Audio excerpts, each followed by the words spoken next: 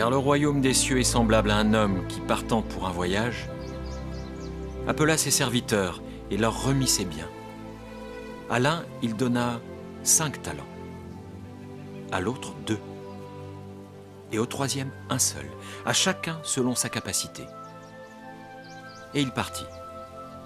Aussitôt, celui qui avait reçu les 5 talents s'en alla, les fit valoir, et il gagna 5 autres talents. De même, celui qui avait reçu les 2 talents en gagna 2 autres. Celui qui n'en avait reçu qu'un seul alla faire un creux dans la terre et cacha l'argent de son maître. Longtemps après, le maître de ses serviteurs revint et leur fit rendre compte. Celui qui avait reçu les 5 talents s'approcha en apportant 5 autres talents, et il dit « Seigneur, tu m'as remis 5 talents. Voici, j'ai gagné 5 autres talents. »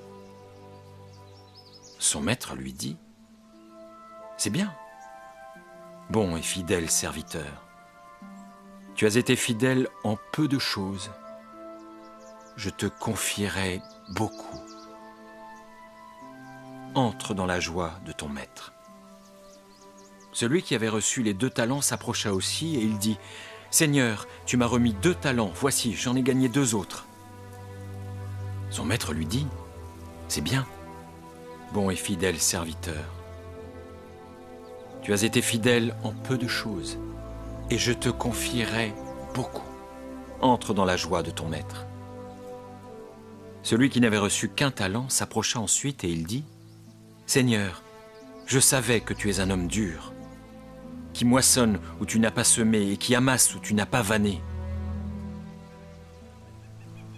Et j'ai eu peur, et je suis allé cacher ton talent dans la terre. Voici, prends ce qui est à toi. » Son maître lui répondit, et il dit « Serviteur méchant et paresseux, tu savais que je moissonne où je n'ai pas semé, et que j'amasse où je n'ai pas vanné. Il te fallait donc remettre mon argent au banquier, et à mon retour, j'aurais retiré ce qui est à moi avec un intérêt. Ôtez-lui donc le talent et donnez-le à celui qui a les 10 talents, car on donnera à celui qui a. Et il sera dans l'abondance, mais à celui qui n'a pas, on ôtera même ce qu'il a. Et le serviteur inutile, jetez-le dans les ténèbres du dehors, où il y aura des pleurs et des grincements de dents. »